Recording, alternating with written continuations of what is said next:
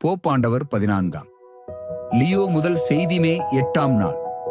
புதிய திருத்தந்தையாக தேர்ந்தெடுக்கப்பட்ட லியோ வழங்கிய உரையில், தனது ஆடுகளுக்காக உயிரை ஈந்த நல்லாயன் இயேசு அமைதி உரித்தாகுக என்றார்.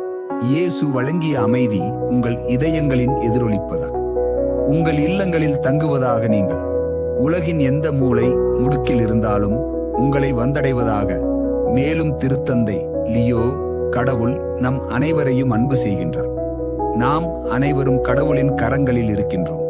இறைவனின் கரங்களை பற்றி கொண்டும் ஒருவர் மற்றவரின் கரங்களோடு இணைத்துக் கொண்டும் அச்சமின்றி பயமின்றி வாழ்வில் முன்னேறி செல்வோம்.